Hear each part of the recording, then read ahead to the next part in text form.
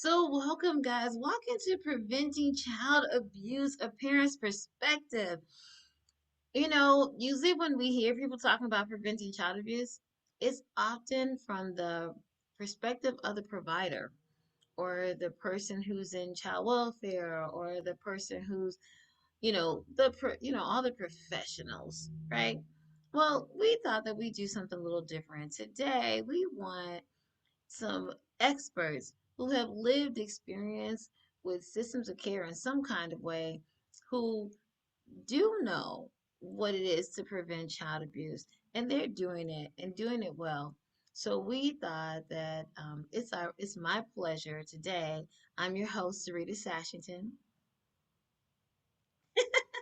and it's my pleasure today to share with you. We do have one parent who did not make it. I don't think she's going to be able to join us, so I'm going to keep moving to Mindy. Mindie Bentcik is trained as a Parent Café host in 2015. She's an active member of the Vishon Family's National Parent Cafe Leadership Team. Yes, she is the mother of four children, ages 13 to 20. In her professional life, she works as a tax specialist. She currently resides in Idaho with her children, where she's an avid gardener who loves to share the fruits of her labor with her family, friends, and neighbors. I love that about Mindy, that she's sharing that. I don't know how to do a heart, but if I did. Okay, Tecoria Jones is a mediator, circle keeper, consultant, and trainee in adverse childhood experiences and the Strengthening Families Protective Factor Framework. She is a mother of four and has been a parent advocate in multiple family service systems for the past 15 years. Tecoria serves on the Children's Trust Alliance, National Birth Parent National Network, and Birth and Foster Parent Partnership. Locally, she is a chair of PRISMA, Children's Hospital Family Advisory Council, as well as her local elementary school improvement council, and is also a cohort member of the Family Voices Parent Council, working with South Carolina Department of Social Services work groups. I'd also like to say that Tecoria is also a member of the most prestigious, wonderful parent group in the whole wide world. She's a part of the National Bichon Family's National Parent Cafe leadership team as well. Boom. Her lived experience includes time in foster, kinship, and congregate care as a child, and also receiving what she says were life-saving, life-changing child welfare services as a parent.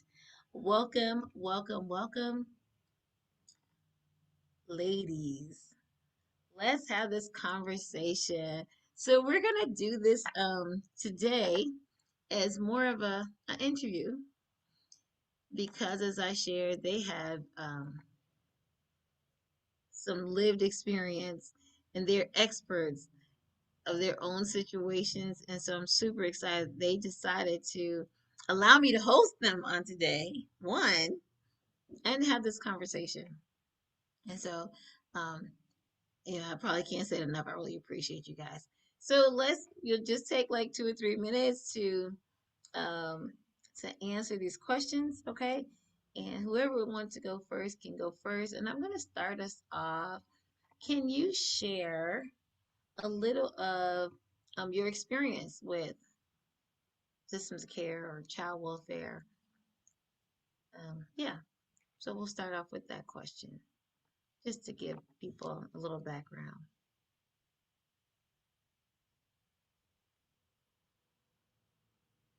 Okay, ladies, don't just jump at once. Who's going first?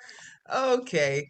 Well, since you did explain that I've seen foster care, kinship care, and congregate care, I talk a little bit about that. So, I went into foster care out of sixth grade, and was in foster care for a while due to a safety situation at home. I was not able to go back home; it was unsafe.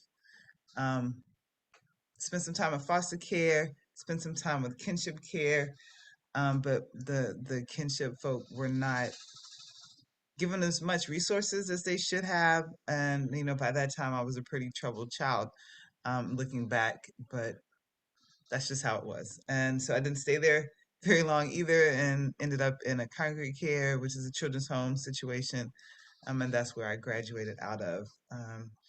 And in the process of trying to figure things out as an adult, I became a parent with not a lot of parenting skills, and that not a lot of parenting skills, as well as missing some stability and permanency in my life. So me and my kids bounced around a lot, went a lot of different places. I think I've got six. I don't know where you got the four from. I don't. I've been around that long. I had two more kids since I put that.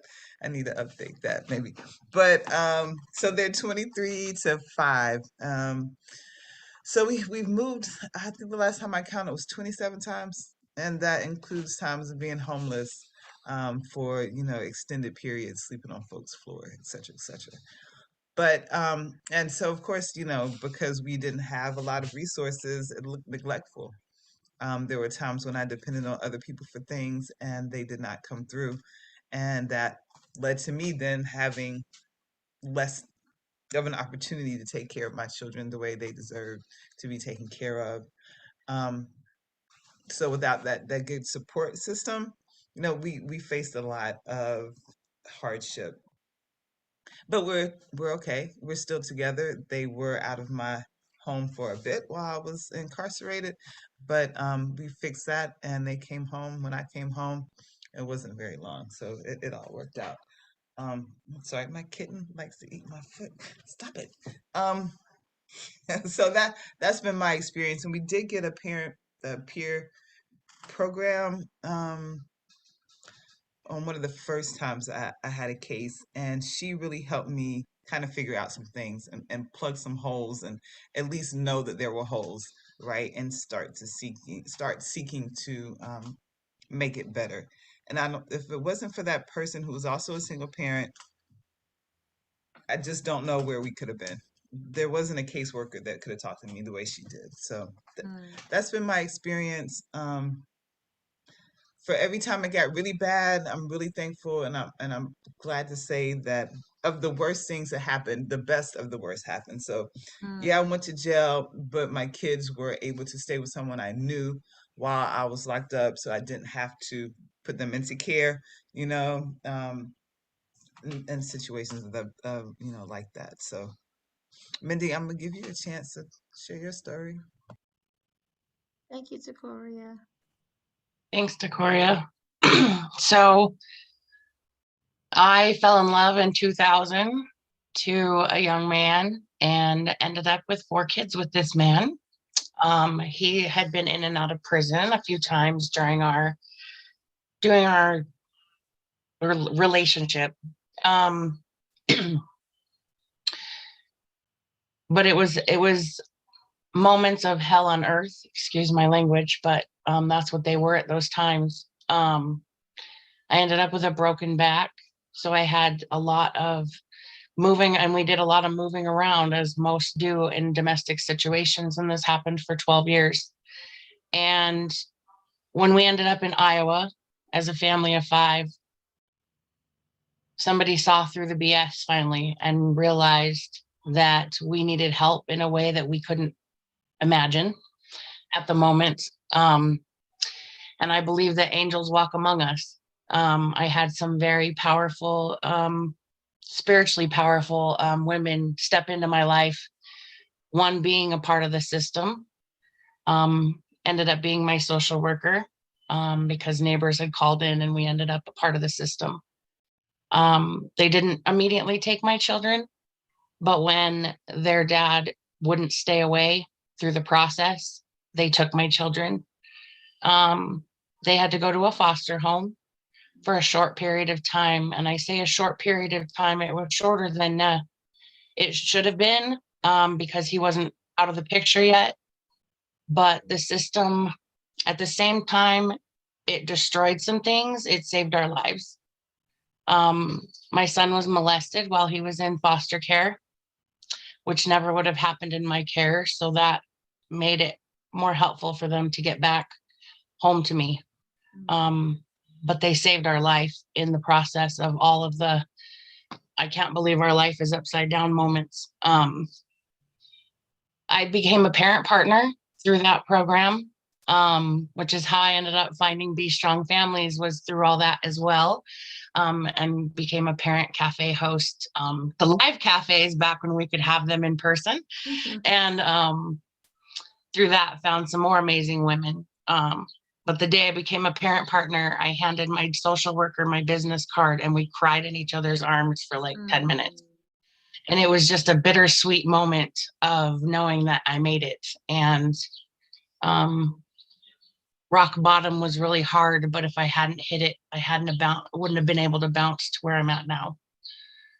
So I'm grateful for the experience in some ways, but it's bittersweet because of luckily my son was young enough that there's no lasting memories. So I'm grateful for that. But at the same time, I'll never forget of what happened, and his sisters will never forget what happened. So it's a balance beam for me on how I feel about the system. There's definitely room for improvement in many, many ways. As a parent partner, I saw many families involved with the system where the system failed them in some way or another as well, or setting them up for failure. I saw one family in particular that was just set up for failure and from the get-go, and I saw nothing on my side of it. Became an avid person in my community for Prevent Child Abuse, and held Picnic for Prevention, in Winterset, Iowa, and was on Head Start boards when my kids were younger. So just lots of experience in different areas. Thank you, ladies. Thank you both. So, it sounds like, I know that you guys love your children, right? Your families. And I'm saying that, I'm only prefacing that before this next question, because there's always an assumption about, parents who have experience with systems of care or find themselves in the system. What assumptions do people usually make that I know of some, but what assumptions have people made of you after learning that you had some experience? Oh, well, I feel like there's one that, that my children are not smart, or my children don't have the Mm, capacity to be um, gifted kids, or kids who have special skills, because how could they be if their mom, how could that be true? How she doesn't really care about them. So how are they actually showing up in school? How are they actually mm-hmm, outperforming? That's been something I feel like, or that I don't have any desire, or not any desire, but that my quest for life and my desire to, be more, do more, and live more is minimized, because just be glad, just be happy if you can, just be grateful for, just you. mm-hmm, And I understand gratefulness, but if you're going to tell me all I need is a job at McDonald's for, to make myself happy and to be able to keep my benefits, because, whatever law is changing, and I just really want a job that's going to keep me in a career for my kids are going to be growing up for a long time. Like, mm-hmm, I need a career. I don't need a little, behind the counter job that's not going to be sufficient. So, understanding that we have hearts, we have we have goals for ourselves, we have mm-hmm, aspirations, we have things we want to grow to, and we want to recognize the healing process in us as well. I think that's not very well understood, that we want to heal, that we want to make all the things better that got us to the intervention. That there's some stuff back there that we want to work on. I don't think they see that. They just see, oh, here's mm-hmm, a parent who's fallen apart, who's fallen down, or is not capable, and too bad for them. mm-hmm. Let's save these kids. What about the parent? Can we save some parents? Can we do that? That, Tecoria, that. And my heart is with parents all day long. That part. That part. Thank you. Mindy, you want to weigh in? She hit it nail on the head. A couple things I would add is they look at you just because you've been in the system like you were on drugs. That's not always the case. Um, Even as a parent partner, I was assumed that I was under that umbrella as well, because most people get involved with the system due to drug use, and that wasn't the case in my situation. It was a kind of a unique case. And then just, oh, I forgot what I was just going to say too. She wrote it down. I was just going to add something else, but I can't remember what it is now. It's fine. I won't hold it against you. If it comes back up, go for it. Okay, if it comes back up. Um, and you're right on so many levels. When I'm like talking to people and work with parents who have been in care or involved with the system. I don't know. I just like systems of care better than child welfare. I don't know. That's just a preference. I don't know why. It just sounds gentler or something. Anyway, but um, when I've had those interactions, then oftentimes I hear people saying stuff that's just not true. I'm just like, I don't think that's true. Like, I think that's an assumption. I don't think that's true. I don't think there's such thing as bad parents. I don't think that parents are bad. I think that there's like parents who just need tools, and we're not providing them as a country. We don't provide all the right tools until we end up in the system, and then it's like, oh, okay, now it's what is it, punitive, right? Like we're gonna punish you for that. So, um, and this is one of the reasons why I really wanted to have you guys as a part of today's like conversation, right? To sort of battle some of those assumptions. So, as a parent, what came naturally for you?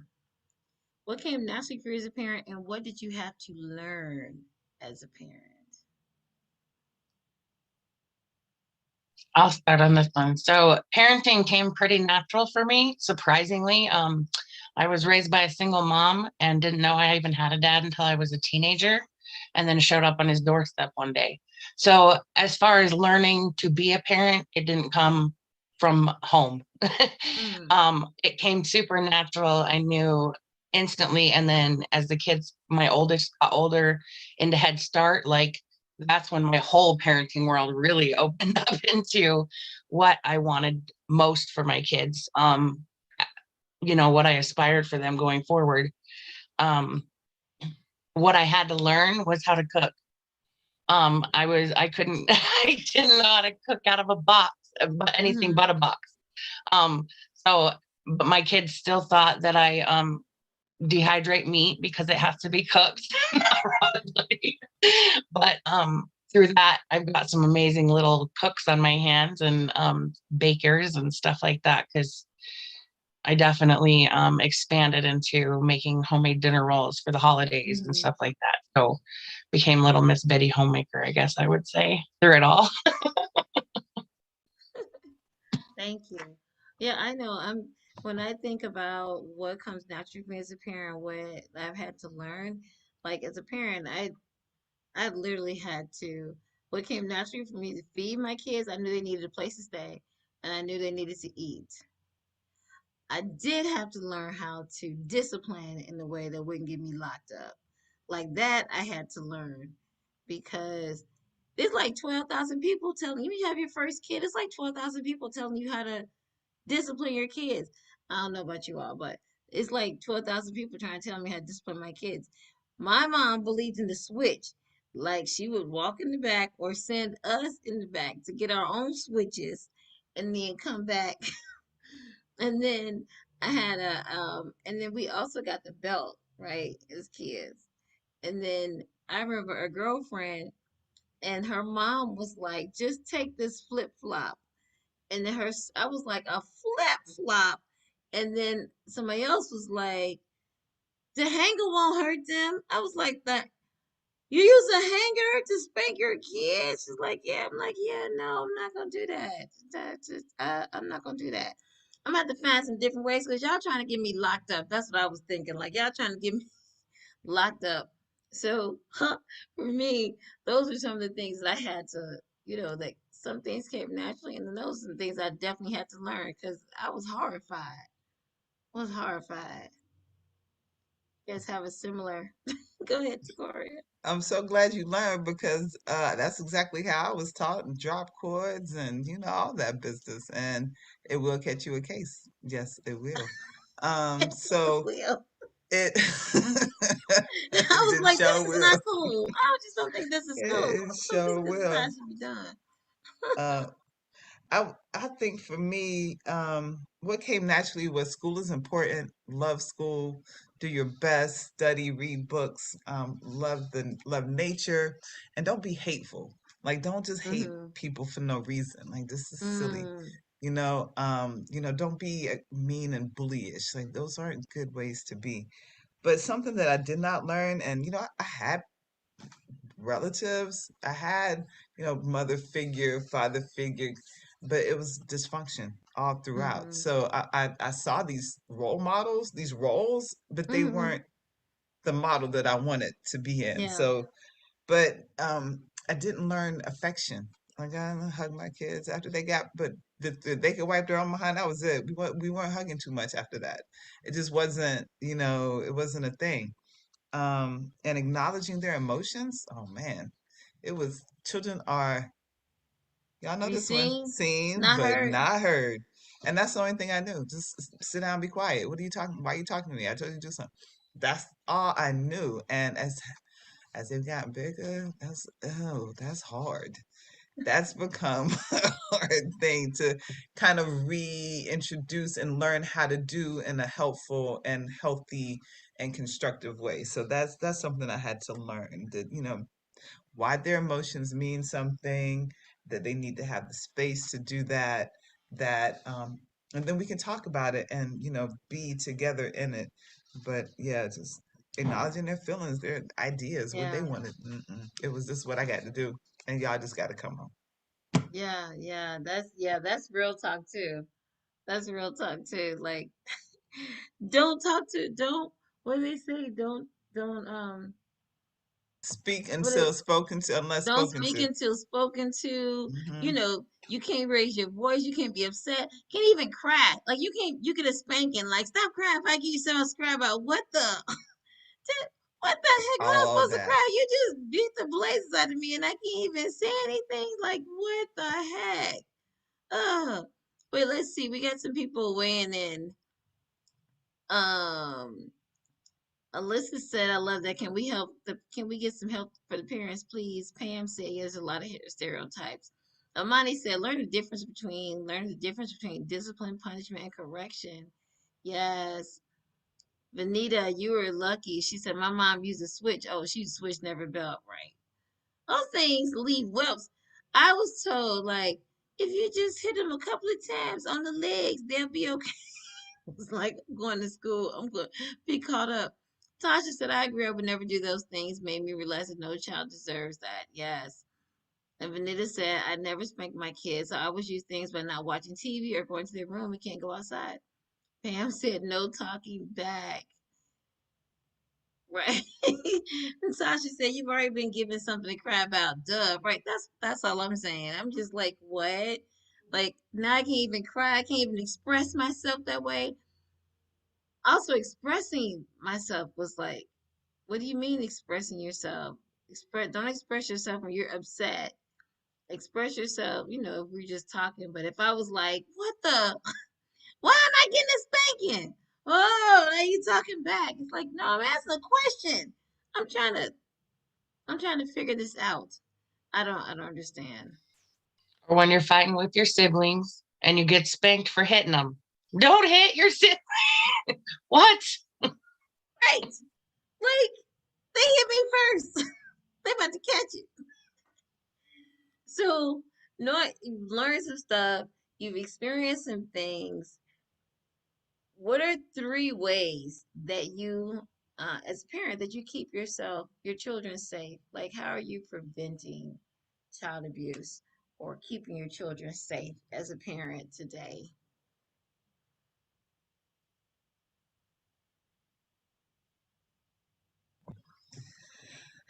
One thing I've taught them that is the power to say no. Like you can say no. Mm. Whoever, whatever the situation, if you're not comfortable, I don't care who it is, Mm-hmm. you can say no to anything that has to do with your body, with your actions. Yeah. No one can force you to do anything. Even my youngest, from 5 years old, okay, you can say no.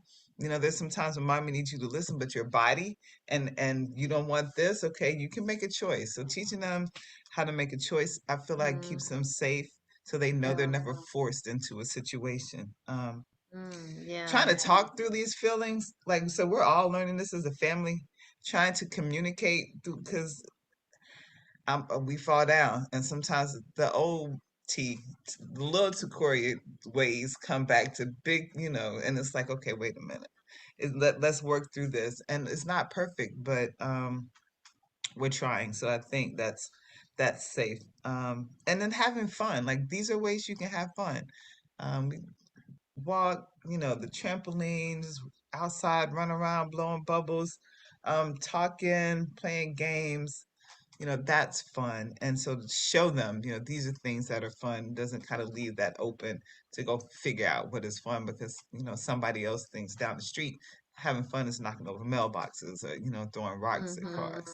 That's not fun. So that's some of the ways I think that I try my best to keep my kids safe. Yeah. That resonated with me because like I said, when he's like, no, no, saying no is disrespectful. Saying no to somebody, who's your senior, your auntie, your uncle, is a no, right? Like you say no, and it's like, oh, you're being disrespectful. And that means you get a spanking. So, um, that resonated with me with that part, and I love that we're normalizing that, like people saying no, kids being able to say no. I love that people are normalizing that. Mindy, what do you have? So for me, I have three girls and a boy in that order. So I have three teenage girls all at once.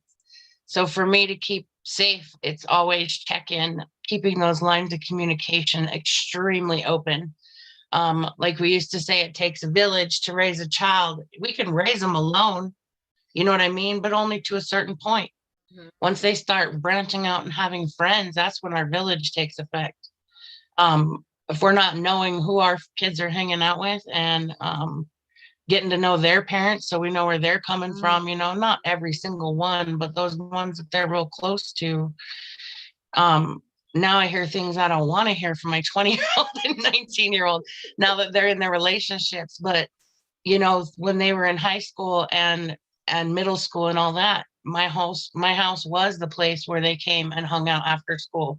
I wanted to know what they were doing, who they were with, that they were being safe in what they were doing, whether it was online in this horrid online world as it can be for some teens and young adults. But uh, just having those, my biggest thing is communication, just making sure that no matter what it is, good, bad, ugly, sad, that it's there and it's available for you to just come and spill it on me, because that's what I'm here for.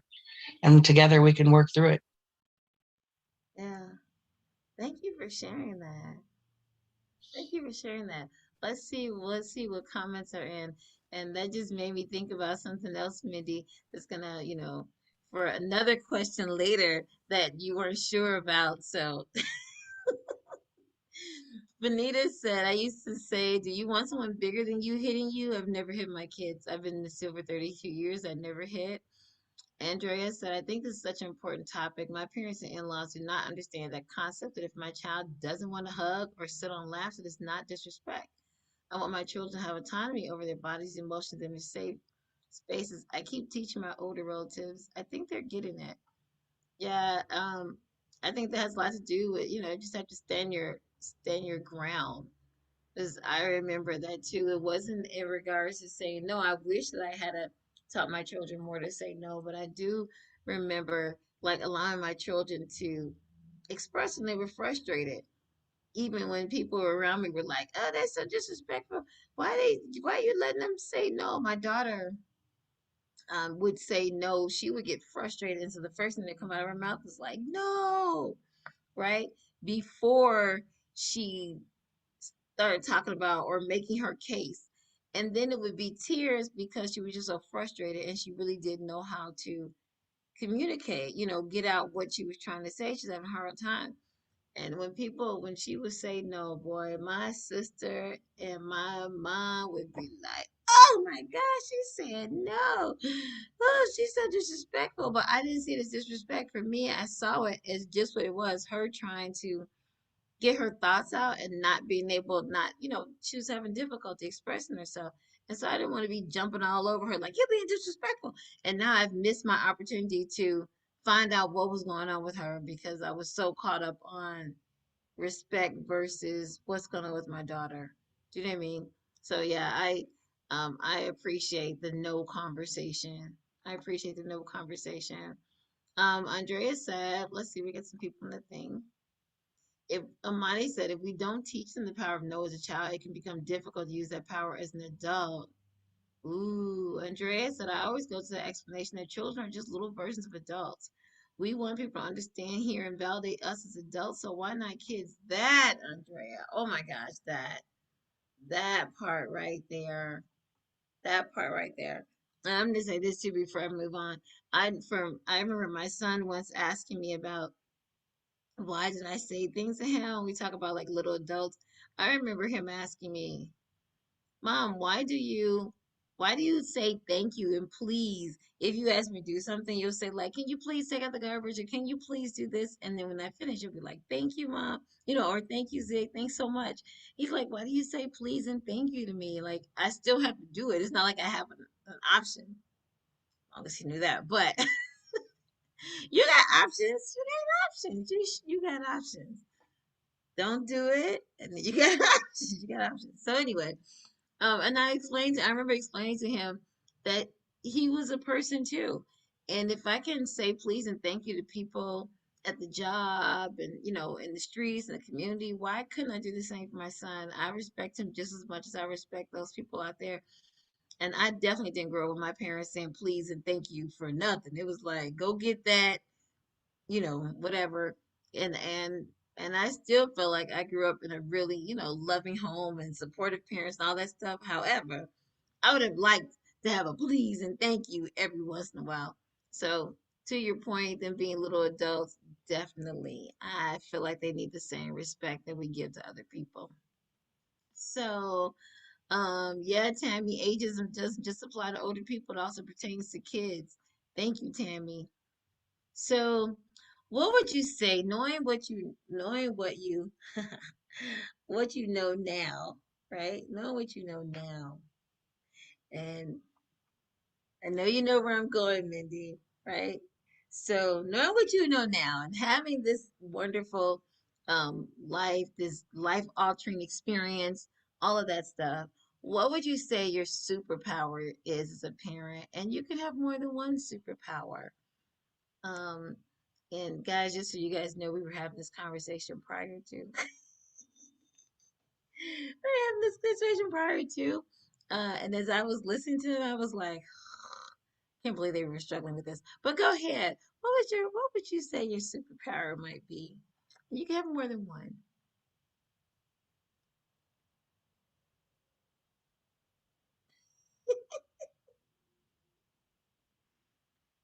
I do cafes for a living, so I'm really good with Go silence. ahead and call on Mindy. Yeah, you can go right ahead and call on Mindy.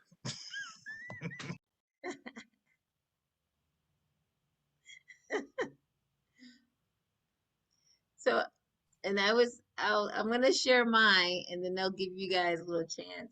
I was sharing with them that one of my superpowers is I think my superpowers are I'm a huge encourager. Like my kids, sometimes people think about their children and it takes a lot for them to think about good things about their children, right? Like, what name something you love about your children? And they be like struggling.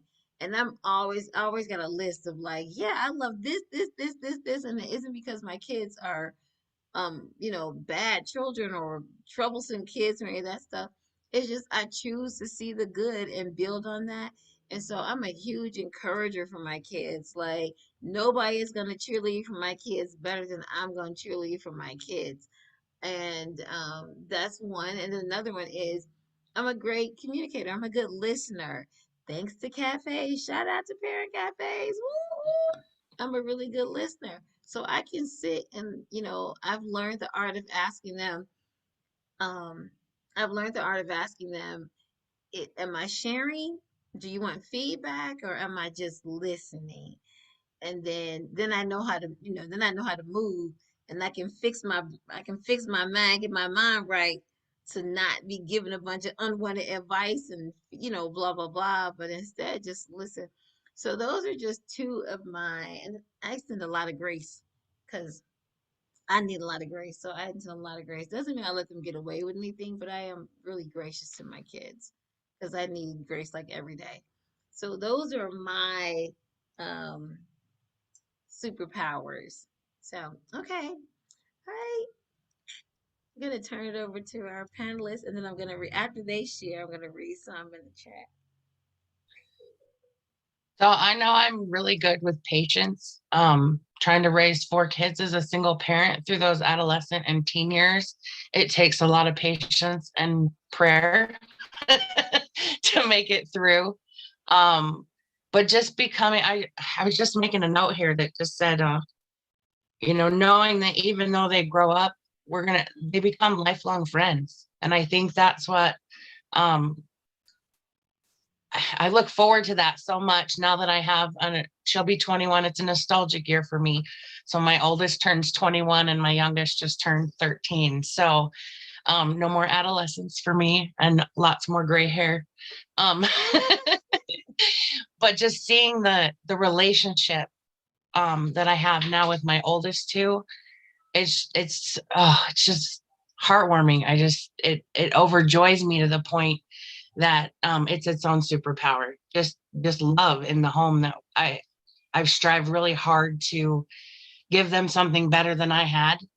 I remember the first time, just thinking back, going to the first time that I did spank my daughter, and that was because she cut her sister's hair off to where she looked like a boy. And I went to church and asked for forgiveness because I beat my child. I thought, like, I didn't know how to take it. And it gave me just knowing that sometimes in those moments to take that time, take a step back, learn to think before I speak or think before I act. I think those have become their own superpowers in trying to get them through their teen years, especially having girls. And staying humble through it all with a smile on my face. Thank you, Mindy. I also heard as you were sharing, I also heard that one of your superpowers might be a good communicator. So I was listening like, oh, look at Mindy talking about shit. Got no girl. You a whole beast in these streets. Go ahead, Tecoria. Yeah, my girls are 23, 20, 18, and 16. So, and they're all different. None of them have the same personality at all. So, yeah, that is navigating some choppy waters.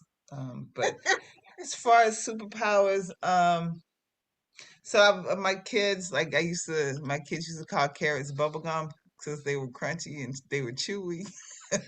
So I've always, minimized junk food and hard on the vegetables and fruits and that kind of thing. So that's not always easy. You gotta make the kids understand why, we're making these choices. So that for my kids, I'd have to say that's one thing that I've kind of held on to from the beginning. But if I asked my kids the last time I did talk to them like they did a my mom is so type of thing, their first word is always funny. So apparently they think I'm funny. I think that's great because humor is important to me. It kind of cuts things up, and I will act a fool for my kids. I will turn all the way up. And the Chick-fil-A, I don't care where we are.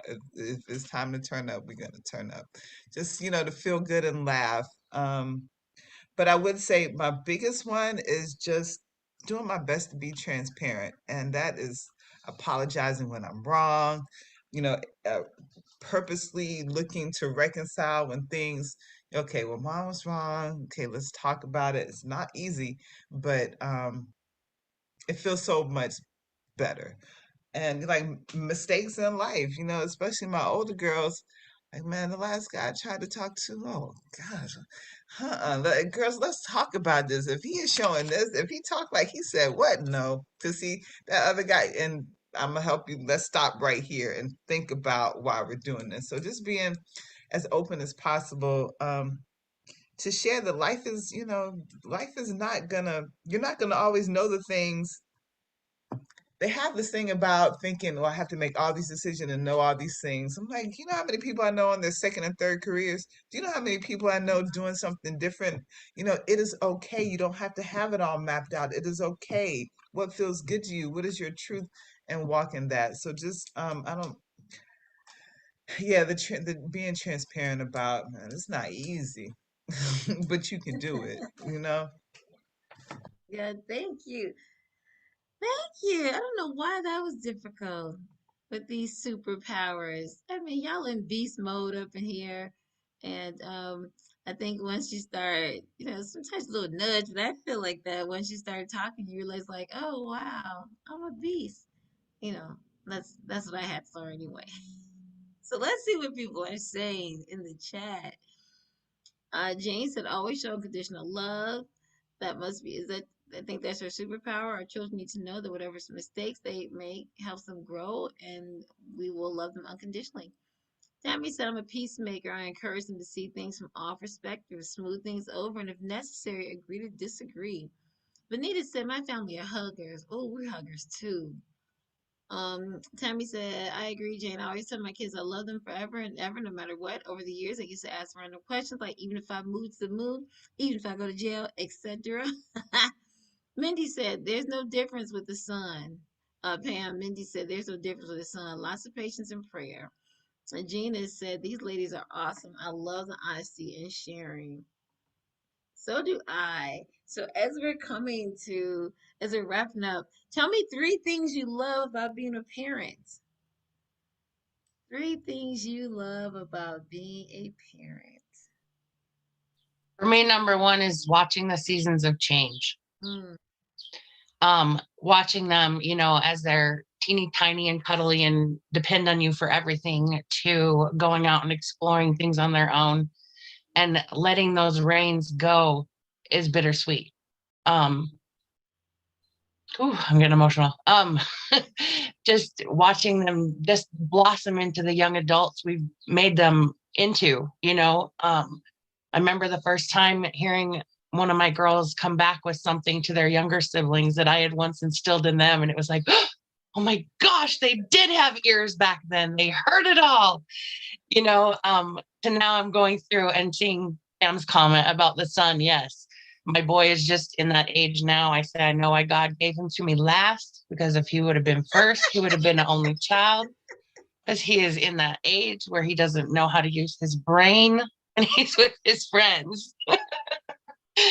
But teaching him, and I feel so bad because he's been just raised with 4 girls, one mom and 3 sisters. So God bless any woman that wants to get with you in the future.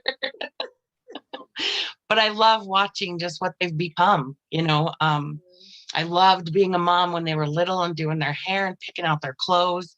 And there's moments where I still wish I could pick out their clothes. Um,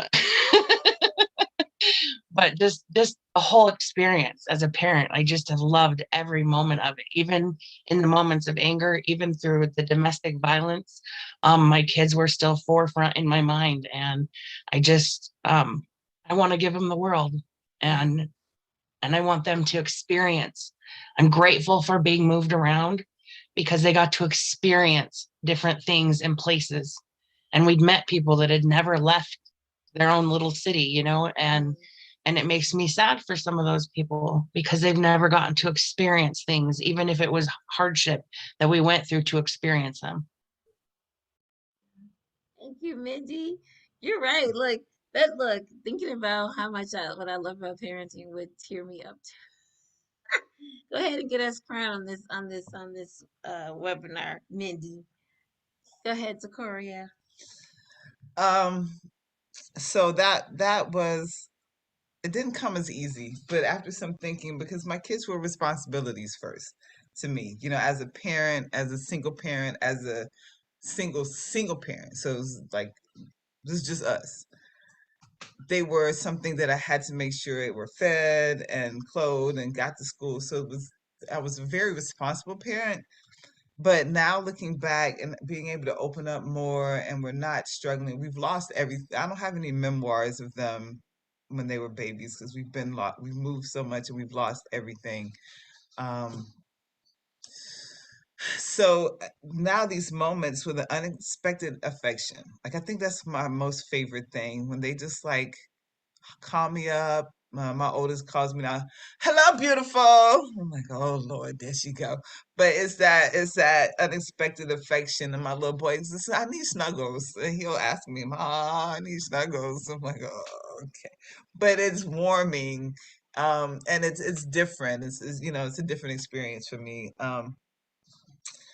I, so that's that love in return. So that it's actually coming through, like that love is coming back, and you see it, and they're concerned about you. They want to know how'd you do on your test, or Mom, I'm gonna make sure I come home for graduation when I graduate from massage therapy school. And, that kind of stuff is like, oh man, my babies, I'm still here as their mom. They're gone away hundreds of miles, but I'm still mom. But the biggest thing for me that I love is when they brag about me to their friends. I just love, be like, my mom is so cool. Yeah, your mom is dry. My mom said this, and they all get on ah, Mama T. I love it.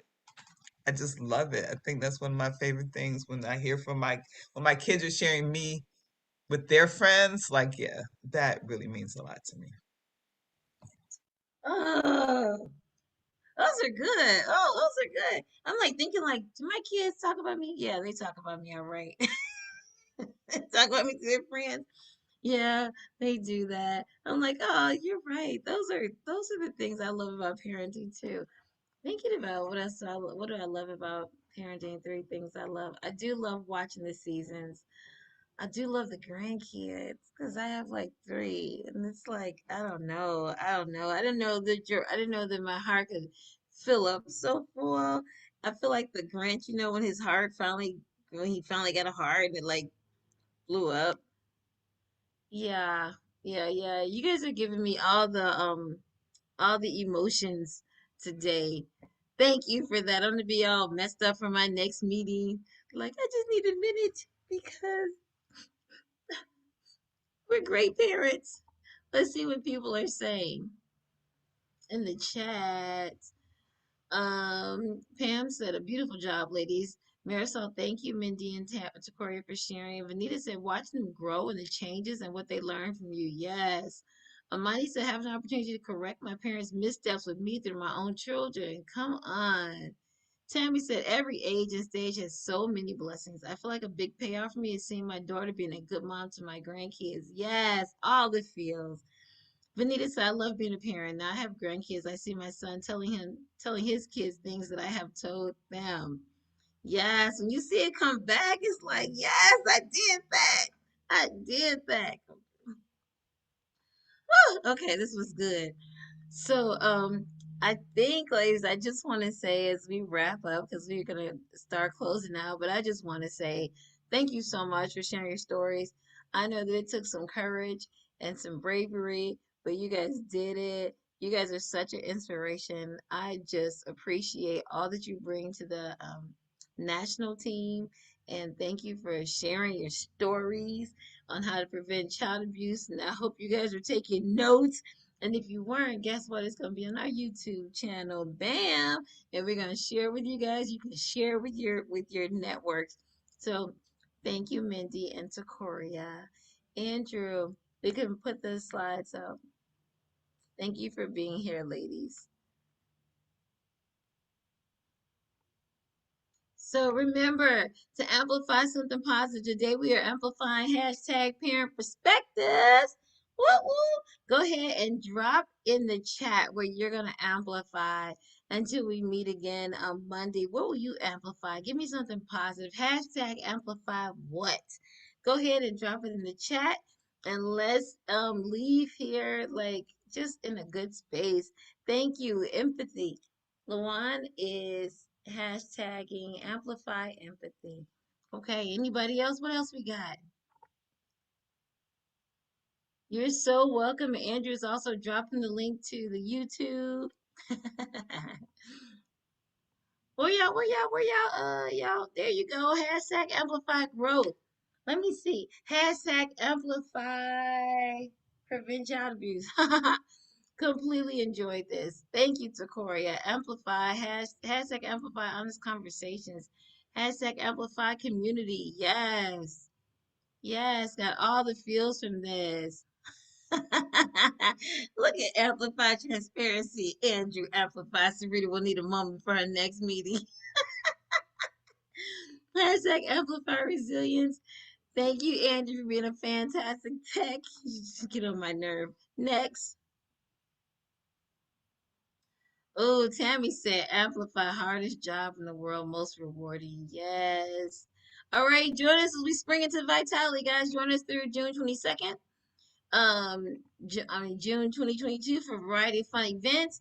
We are having so much fun. We're working out and we're working on our environmental. What is it this month, Andrew? Scan the QR code so you can find out where we are and what we're doing. And we have two great events coming up too. What's the next slide? To in support of Spring Vitality. So for May, we're doing Spiritual Vitality, and Saturday, May 14th, and we're doing two events: Yoga Nidra for those of you yoga enthusiasts, and then Watercolor Paint and Sip is also Saturday. If you scan the QR code, it will take you to our events page where you can sign up for these things. And Andrew is also dropping the link. Come and join us. And Virtual Escape Room Thursday, June 9th. Yes! We're going to escape the Ice Palace and save summer. Come hang out with us as we spring into vitality. Okay? So go ahead and use the link and sign up today. These things are very, cost friendly. Okay? And then next slide. And then join us Friday. Don't forget to join us Friday, where our National Parent Cafe leadership team, the best team in the whole wide world, is hosting a Taste of Vitality Cafes. No place like home. I believe this is around, is this environmental? Well, it doesn't say that. Let me not guess. No place like home. You guys want to join us? Don't miss out. It's going to be off the chain. All right. Thanks, guys. And, and, uh-oh, I lost it. Hold on. I'm back. Okay. Join us every Monday and Wednesday in English. We've got our Staying Strong and Positive for ourselves and our children. And then on Tuesday and Thursday, we have them in Spanish. You don't want to miss it. We're having great time during lunchtime. Thank you for spending your lunch with us. You could have done a lot of other stuff, but you decided to spend your day with us, and we appreciate it. All right. And don't forget, next slide. Don't forget to follow us on YouTube. If you're not following us on YouTube, you should be. So go ahead and go to our page and like and subscribe our YouTube channel, okay? Andrew said, get us to 350 subscribers. Yes! All right. So thanks, guys. Thanks so much for being here, and we will see you next week. And again, to Mindie Tecoria, love you guys, and thank you, Andrew, being the best tech guy ever. Bye.